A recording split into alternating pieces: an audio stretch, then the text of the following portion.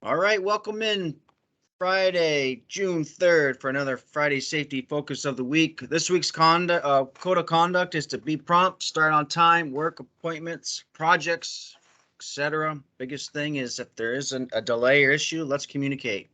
Let's not leaving each other hanging out there. We all have phones and we know people how to get phone numbers, text messages, emails, however it may be. Let's just try to communicate. Anything to add to that, Ken? No, that all sounds good. It's primarily we can't all be on time every time, but we can certainly call ahead and let people know. Yeah. So another successful week. Got through Memorial Day weekend without any theft that we knew. So excellent job to everybody with site securement, and also safety related with our injuries. So our day counts up to 31 as we're approaching the last month of quarter two.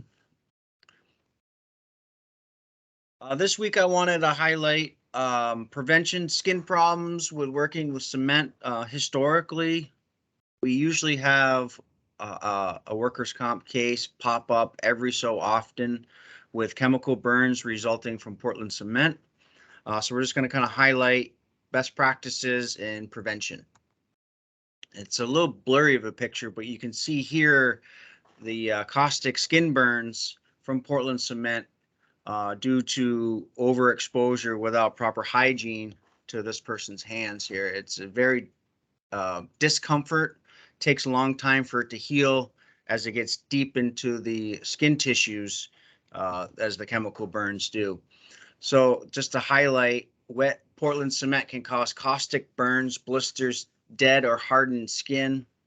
Portland cement contains a trace amount of hexavalent chromium, a toxic, harmful chemical to the skin.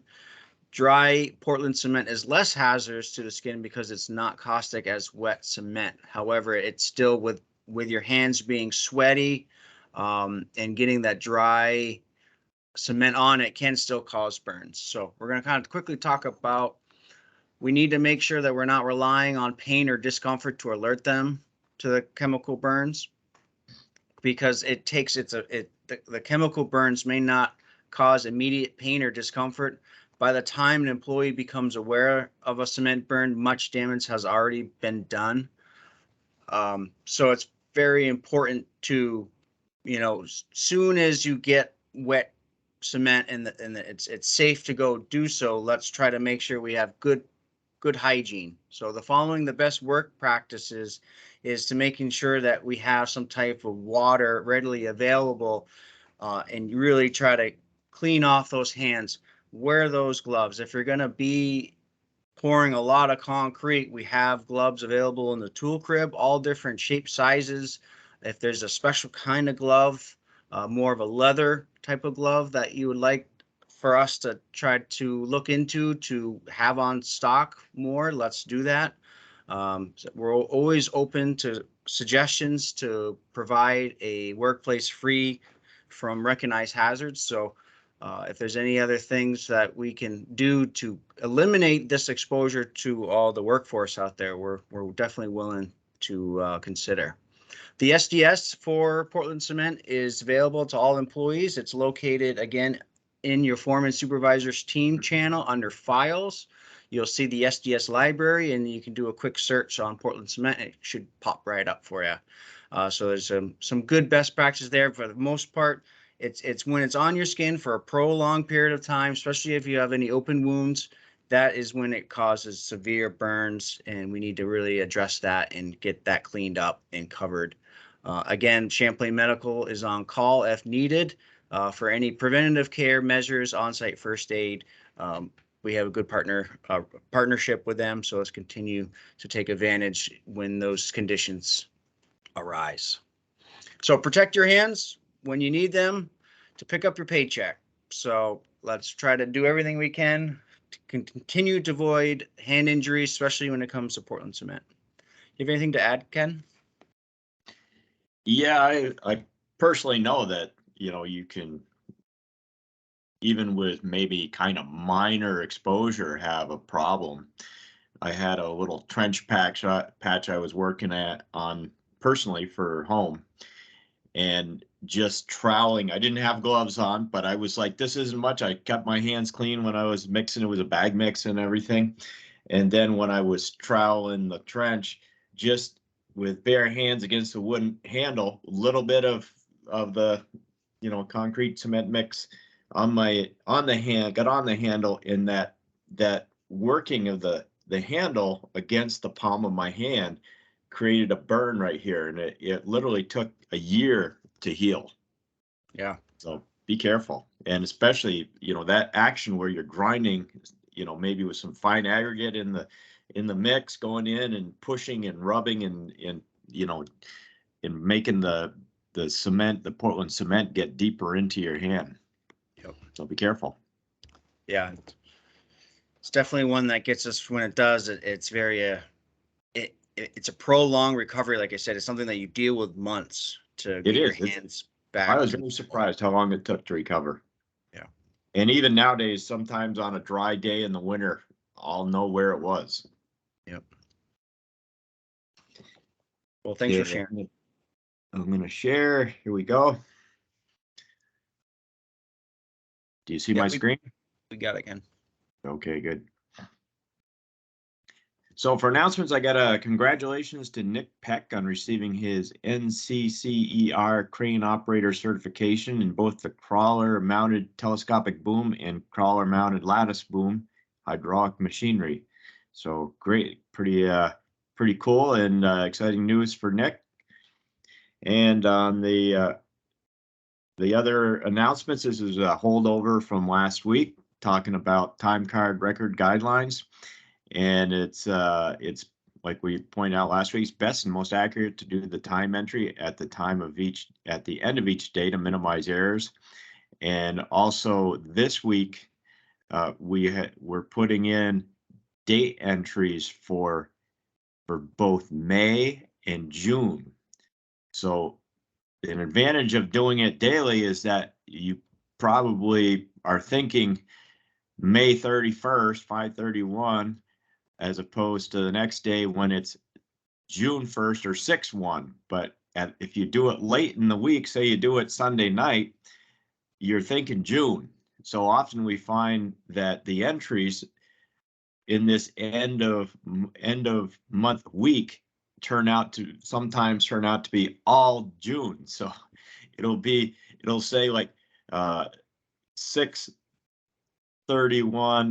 6/1, 6/2, 6/3, 6/4, and it screws up all the entries. So not only does it show that that this entry was probably made way after the date that the work was done, it kind of screws things up too, and we have to watch for it as checkers too, as approvers. And then also I put in here the this, I said next week's, but it's really this week at this point, the 8 hours of holiday time and how to correctly enter that time.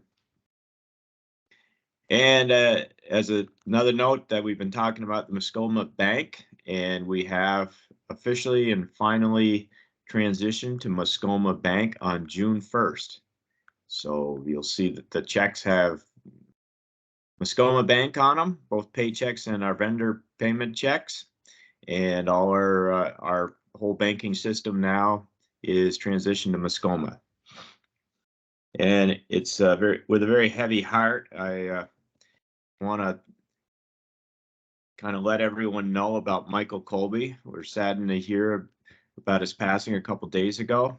Mike was a 45-year employee with ECI before retiring as a superintendent from ECI in 2013.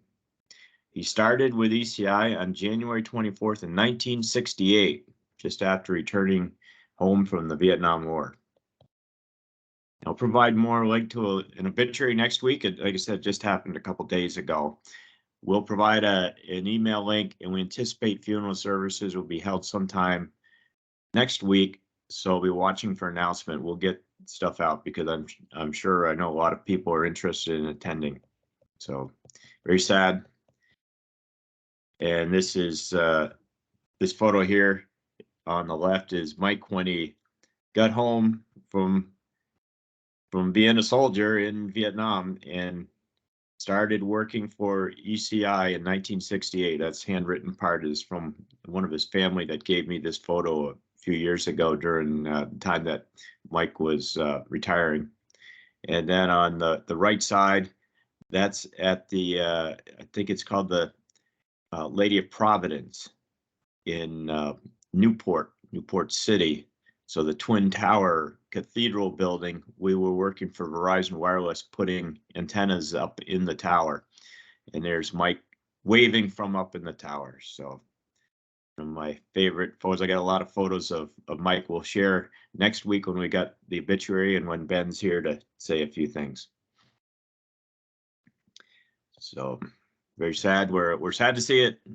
And for Mike, he was one of the go-to guys back in the day for ECI. We're still on the 2022 healthcare premium holiday, just probably a couple of weeks left, it looks like, of the 12-week holiday. Primary care wellness program link is here. And on the financial wellness segment here, I've attached a link to this Morgan Stanley document. It's a very simple, just like you see, slideshow type of document that they provided for financial wellness. And they have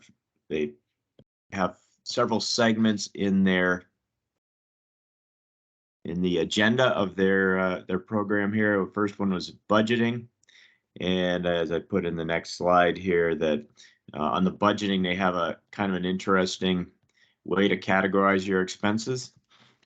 You need to take care of your needs, obviously. That's you know, your rent, your mortgage, groceries, insurance, everything, healthcare, utilities, things you can't live without. And then look at the remaining 50% divided into 30% wants. So you can have your spending money and that 30% on non-essentials that are really important to you but aren't essential, and then 20% in savings and investments. So good way to break it down and think about it. For the weather outlook, like I said this morning, the showers were last night and into this morning, and it looks like they're kind of moving out. I'm sure there's possibility of a little shower here and there during the day, but according to the long range forecast, things are going to look nice and temperature is going to be just perfect next week. And for the project this week, we're profiling the ECI shop expansion. Just wanted to get everyone up to speed on what's going on out there. And if you've driven through the yard in the last couple of months, you probably couldn't help but notice that we've got a project going on. And this is a 45 by 17.5 foot expansion. It'll add another bay to the 54 Engineers Drive building. That's the AJ Chico shop. And the expansion is limited to those dimensions by the Williston zoning laws, and the final dimensions were maximized to prevent triggering a more complicated and uncertain permit process. The addition includes a 12-foot wide by 14-foot high overhead door at each end, an oil water separator, concrete apron on the front, and an 18,000 pound vehicle lift. So here's kind of a condensed little plan area at the shop showing the new building. Concrete apron pad. There's the oil water separator. Pretty simple structure, of course.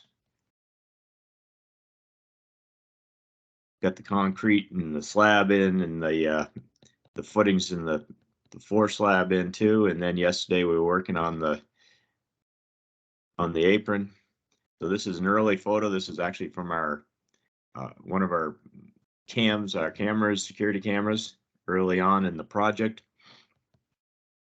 We had to have Vermont Gas relocated. That kind of slowed things down a bit, and then we just been pecking away at it. Guys here are pouring some footings back earlier in the spring.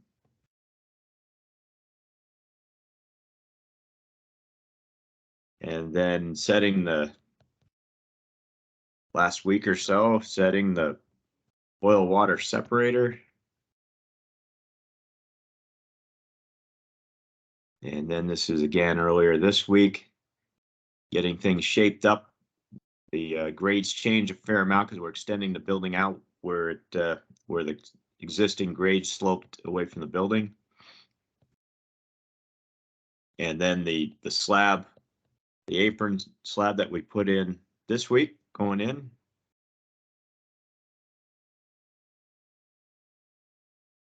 More touch up on it.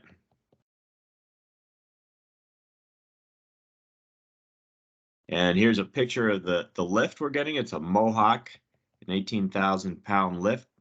So we'll be able to put up, you know, some of the heavier service trucks and pickup trucks and make AJ's life a lot easier.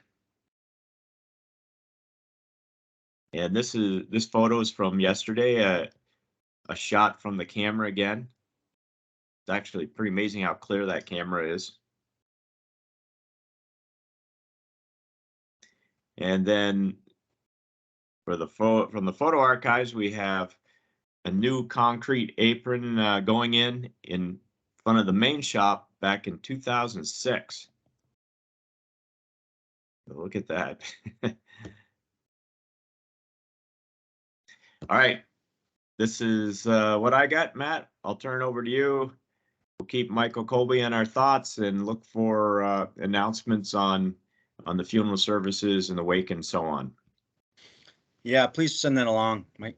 I remember my first day here, I got stuck with Mike down in White Street, working with him in a trench for some AC pipe tie-in, and I got my first Mike Colby experience, and good.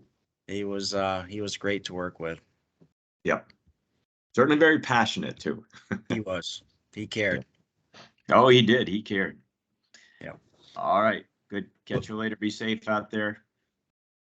Yep. Thanks, Ken. Okay. Please send attendance as you can this morning. Just communicate that with me so I can add that to this morning's spreadsheet for attendance. Let's be safe today. Let's have a great day. Okay. Bye-bye.